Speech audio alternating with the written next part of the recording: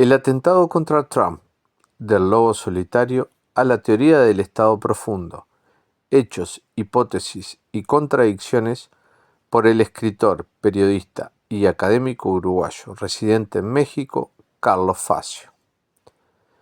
El atentado fallido sufrido el 13 de julio en Butler, Pensilvania, por el expresidente y candidato presidencial republicano Donald Trump, desató una serie de especulaciones y teorías conspirativas que van desde la hipótesis del lobo solitario y la del autoatentado, pasando por responsabilizar del hecho a la élite globalista liberal de Davos y o al Estado profundo, incluidos el factor BlackRock y la OTAN.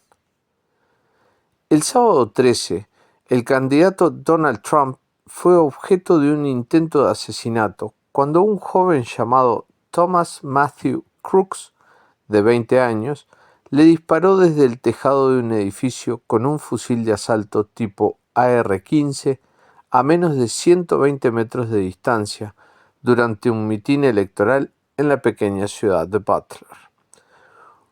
Una bala impactó casi rozando la oreja derecha de Trump, provocándole una herida leve, y Crooks fue abatido segundos después por un francotirador del servicio secreto. Junto al tirador se halló el arma. Además, los técnicos en explosivos del FBI encontraron un artefacto sospechoso en el automóvil del atacante y materiales para elaborar dispositivos delicados en su casa en Bethel Park, suburbio relativamente acomodado que se encuentra a 1 hora de viaje desde el lugar del crimen. El FBI, que clasificó la investigación como un intento de asesinato o un posible acto de terrorismo doméstico, declaró un día después que Crooks actuó solo y que no existían indicios que lo asociaran con alguna ideología. Añadió que en su historial no figuraban antecedentes de actividad delictiva alguna, ni de trastornos mentales. En su celular tampoco se logró detectar alguna pista y no dejó una nota o un manifiesto en las redes sociales. Ex compañeros estudiantiles dijeron que era una persona relativamente reservada y tranquila, aunque víctima de bullying y también objeto de burlas por la vestimenta de cacería que solía llevar. Otros lo describieron como un joven solitario y marginado. Se sabe que había recibido premios por su desempeño en matemáticas y ciencia mientras estudió en la escuela secundaria de Bethel Park, de la que se graduó en 2022. Frederick Mack, actual capitán del equipo de tiro del colegio, reveló que Crooks trató de ingresar al grupo, pero fue rechazado debido a su mala puntería. En 2022, Thomas Matthew Crooks apareció brevemente en un anuncio publicitario de la sociedad de inversión multinacional BlackRock, que dirige Larry Fink y maneja $12,5 billones y con opulentas inversiones en Ucrania, junto a un profesor y otros estudiantes no remunerados de la escuela. Según reportó la agencia AP, un día antes del intento de asesinato de Trump, el joven fue a un club deportivo para practicar en el campo de tiro al aire libre para rifles de alta potencia, con objetivos situados a distancia de hasta 170 metros. Un día después, Crooks compró 50 cartuchos para su rifle en una armería local y condujo hasta la ciudad de Butler. Vestía una camiseta con el logo de Demolition Ranch, un popular canal de YouTube dedicado a las armas de fuego, y pantalones cortos de camuflaje. El día del hecho, en las redes sociales se viralizó un video en el que se aprecia cómo varios asistentes al mitin de Trump ven al autor de los disparos arrastrándose por el tejado de un edificio, minutos antes de que abriera fuego. En la grabación se oye a varios partidarios del candidato republicano llamando a los agentes de seguridad tras percatarse de la presencia del agresor en el tejado. La AP informó que justo antes del intento de asesinato de Trump, un agente de la policía local se enfrentó al tirador. Según el medio, al subir al tejado, el agente se encontró a Crooks apuntándole con su fusil y se retiró por la escalera. Inmediatamente después, Crooks disparó contra Trump antes de ser abatido por francotiradores del servicio secreto.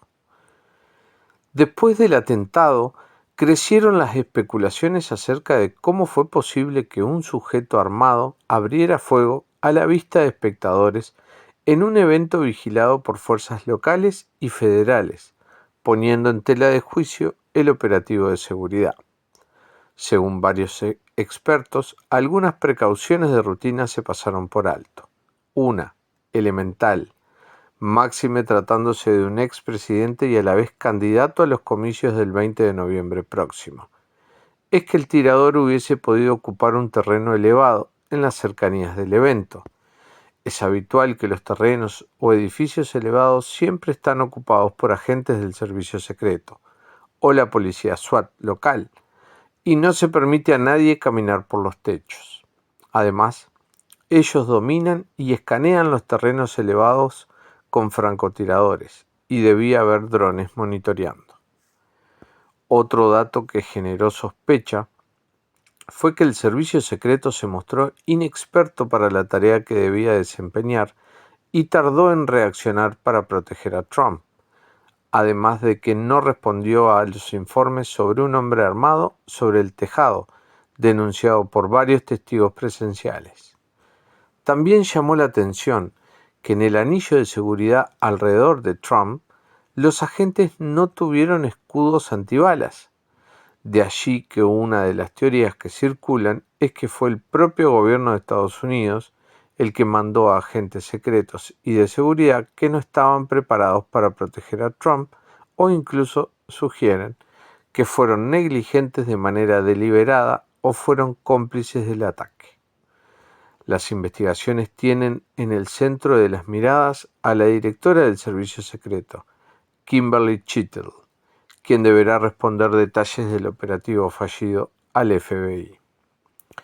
A su vez, un veterano de operaciones especiales y contraterrorismo israelí opinó que un movimiento milimétrico de cabeza probablemente le salvó la vida a Trump. En declaraciones a Fox News, Aaron Cohen aseguró que con una mira telescópica adecuada, calibre 2.23 y a los 118 metros de distancia en que se encontraba Thomas Crooks, cualquiera podría fijar un blanco y acertar. Sin embargo, en ese momento, Trump estaba con la cabeza en dirección a su lado derecho, algo que resultó vital y definitivo. Cohen dijo que por lo general los francotiradores se entrenan para acertar a la corteza del cerebelo, localizado en la parte superior del tronco cerebral. Por lo tanto, de haber estado su cabeza de frente, el proyectil posiblemente habría entrado en su oído y provocado un daño mortal. El experto consideró que existieron fallas dentro del servicio secreto en cuanto a protección y aseguramiento del lugar y de todo el perímetro, incluidos los edificios de los alrededores. Concluyó opinando que no hubo falta de recursos, hubo un fallo en la mano de obra.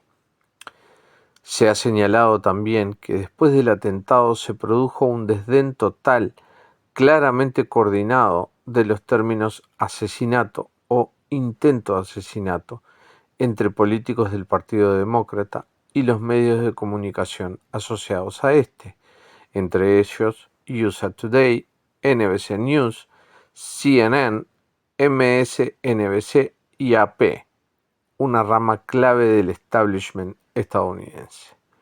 Según la página Misión Verdad, quien sentó la pauta de esa narrativa negacionista con un post en Twitter fue el expresidente Barack Obama, alegando que aún no sabemos exactamente qué ocurrió, a pesar de las evidencias. Así, y como parte de una cobertura propia de las operaciones psicológicas, los medios citados se dieron a la tarea de encubrir, banalizar y minimizar de manera intencional lo ocurrido en Butler, haciendo todo lo posible para presentarlo como si no fuera un intento de asesinato. El objetivo era alejar de Trump toda imaginería de martirio que pudiera darle alas a la candidatura republicana, lo que a todas luces fracasó. En sentido contrario, políticos republicanos culparon inmediatamente al presidente Joe Biden y sus aliados por el ataque, bajo el argumento de que en los últimos días habían venido incitando al odio y esgrimiendo un lenguaje incendiario que etiquetaba al expresidente Trump como un protofascista que destruiría la democracia estadounidense y como alguien a quien se debía detener a como diera lugar. El ahora candidato a la vicepresidencia en la fórmula de Trump, el senador James David Vance, dijo que la premisa central de la campaña de Biden es que el presidente Donald Trump es un fascista autoritario que debe ser detenido a toda costa. Esa retórica condujo directamente al intento de asesinato del presidente Trump. Por su parte, el congresista republicano Mike Collins acusó directamente a Biden del atentado. Joe Biden dio las órdenes. El fiscal republicano del condado Butler, Pensilvania, debería presentar inmediatamente cargos contra Joseph R. Biden por incitar a un asesinato, expresó. El día anterior al atentado, durante una conversación privada con donantes en Detroit, Biden dijo que es hora de poner a Trump en el punto de mira. Biden trató de desviar la atención de su fracaso en el debate con su rival y de los crecientes llamamientos a que se retire de la carrera presidencial, instando a los demócratas a volver a centrarse en la campaña contra el político republicano. Tengo un único trabajo: derrotar a Donald Trump. Estoy absolutamente seguro de que soy la mejor persona para poder hacerlo. Así que hemos terminado de hablar del debate. Es hora de poner a Trump en el punto de mira, dijo en una grabación obtenida por el medio político. A pesar de que el actual jefe de la Casa Blanca condenó el atentado contra Trump la noche de los hechos, recientemente su equipo de campaña por la reelección describió a su oponente republicano como una amenaza genuina para el pueblo estadounidense, para su libertad y su democracia. Es literalmente una amenaza para todo lo que representa a Estados Unidos, reza una publicación en Twitter del 28 de junio. Como antecedentes, cabe citar que en cuanto Trump anunció oficialmente el inicio de su carrera por el segundo mandato presidencial el año pasado, el congresista Daniel Goldman, representante del 10º Distrito Congresal de Nueva York, en declaraciones a MSNBC, expresó que no se podía permitir que el exmandatario republicano volviera a ocupar un cargo público. Dijo: no solo no es apto, sino que es destructivo para nuestra democracia y tiene que ser eliminado. Aunque posteriormente se disculpó, esa línea retórica una y otra vez ha emergido en discursos o publicaciones de sus copartidarios demócratas y miembros de la comentocracia, como Rick Wilson, político anti-Trump de CNN y MSNBC, quien el año pasado exhortó al asesinato de Trump. Asimismo, la expresidenta de la Cámara de Representantes y congresista por California, Nancy Pelosi, días previos al atentado, luego de tachar a Trump como un autócrata autoritario, afirmó que está socavando la democracia de Estados Unidos, por lo que no puede ser presidente y hay que detenerlo. La teoría que más consenso tiene entre los trumpistas es que el atentado fue orquestado por lo que se conoce como Estado Profundo o Deep State, una presunta coalición de servicios de seguridad e inteligencia como la CIA, la NSA, que siempre han actuado más allá de las leyes y son inmunes a cualquier control popular, y grandes corporaciones y cofradías ligadas al complejo militar, industrial, financiero, comunicacional, que configuran un Estado clandestino que ha manejado los hilos del poder de sucesivos ocupantes de la oficina oval y que en la coyuntura busca atacar directamente los planes del republicano. Al respecto, se ha dicho que en una segunda administración Trump es vista como una amenaza por dicho Deep State. Entre las figuras públicas que impulsan esa teoría está el congresista republicano Mike Collins, quien publicó que Joe Biden envió las órdenes para matar a Trump. Primero intentaron silenciarlo eliminándolo de Twitter, luego con órdenes de silencio, finalmente con una bala, tuiteó Collins. Por su parte, el conocido geopolítico ruso Alexander Dugin señaló que el intento de asesinato de Trump era bastante predecible y que no hay duda de que todo está organizado por los globalistas, con el aval de esa parte del Estado profundo que los apoya. Y aseveró que la única forma de mantener al abuelo demente en el poder es matando a Trump, quien de otro modo casi con certeza ganaría dadas las circunstancias. Según él, básicamente hubo un intento de golpe de Estado en Estados Unidos. Dugin relacionó la admisión abierta del jefe de la Dirección Principal de Inteligencia del Ministerio de Defensa de Ucrania, Kirilo Budanov, de que ha intentado repetidamente llevar a cabo un ataque terrorista contra Putin, con los ataques al primer ministro de Eslovaquia, Robert Fico, que se opone al apoyo de la OTAN y la Unión Europea a la junta nazi en Kiev, y el atentado ahora contra la vida de Donald Trump, quien es extremadamente crítico con Volodymyr Zelensky y su régimen. Añadió que esa es la verdadera cara de la hegemonía y de un mundo unipolar. Cualquiera que esté en contra del globalismo, que se interponga en su camino, primero está sujeto a la demonización y luego a la liquidación física. Y los asesinos y terroristas, criminales y ejecutores de genocidios, quienes sirven a los globalistas, se presentan en el papel de luchadores por la libertad. No es baladí mencionar que 2 días antes al atentado fallido y el mismo día del cierre de la cumbre de la OTAN, que optó por la escalada contra Rusia y China, el primer ministro húngaro Viktor Orbán, el peor enemigo del húngaro anglo-estadounidense George Soros, visitó a Trump en su residencia de Mar-a-Lago, en Florida. Según trascendió, la misión de paz para Ucrania de Orbán, quien se reunió por separado con el comediante ucraniano Zelensky, el presidente Putin, el mandatario chino Xi y Trump, exasperó a los círculos que buscan la derrota estratégica de Rusia, a grado tal de que también se acaba de revelar el intento de asesinato contra el premier húngaro. Por su parte, el comentarista mexicano del diario La Jornada, Alfredo Jalife, destacó las opulentas inversiones en Ucrania de BlackRock y JP Morgan Chase, banco fusionado de David Rockefeller, cuyo asesor Kissinger ideó el Foro Económico Mundial de Davos con su pupilo alemán Klaus Schwab, y argumentó que un triunfo de Trump significaría la derrota geofinanciera de ambos. También contrastó la Agenda 2030 del Grupo Soros y del globalista de FEM de Davos, frente a la Agenda 2025 de la Fundación Heritage y el nacionalismo cristiano de Trump.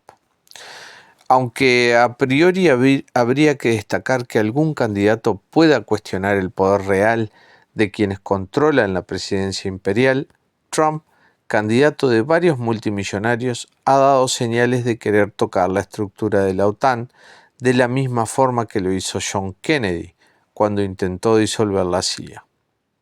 La paradoja consiste en que la estructura de la OTAN es parte de los intereses financieros de las mayores corporaciones estadounidenses a las que Trump sirvió, también durante su mandato como jefe del Ejecutivo. No obstante, la realidad internacional ha cambiado de manera acelerada durante la presidencia de Biden y asistimos a un tiempo histórico y una realidad geopolítica distinta ante la emergencia de potencias como China, India, Rusia e Irán. La realidad hoy está asignada por la contradicción unipolarismo versus multipolarismo, y en ese contexto no deja de ser llamativa la elección por Trump de James David Vance como su compañero de fórmula republicana. James David Vance, quien cursó estudios en la Universidad Estatal, asistió a la Facultad de Derecho de Yale y trabajó como capitalista de riesgo en San Francisco, además de servir en el Cuerpo de Marines, es un católico converso socialmente conservador, que saltó a la fama nacional gracias a su libro de memorias Hillbilly Elegy, donde explora los problemas socioeconómicos a los que se enfrentaba su ciudad natal e intentaba explicar a los lectores la popularidad de Trump entre los estadounidenses blancos y pobres. Ese año escribió en privado a un socio en Facebook: "No me decido entre pensar que Trump es un cínico idiota como Nixon, que no sería tan malo, o que es el Hitler de Estados Unidos". No obstante, con el paso del tiempo rectificó y ahora es un incondicional de Trump. Las creencias políticas de Vance, que mezclan el aislacionismo con el populismo económico, encajan con las de Trump y ponen a ambos en contra de las posiciones de la vieja guardia del Partido Republicano, donde todavía dominan los halcones de la política exterior y los evangelistas del libre mercado. Al igual que Trump, Vance se ha pronunciado en repetidas ocasiones contra la financiación del conflicto ucraniano por Estados Unidos y la confiscación de activos rusos.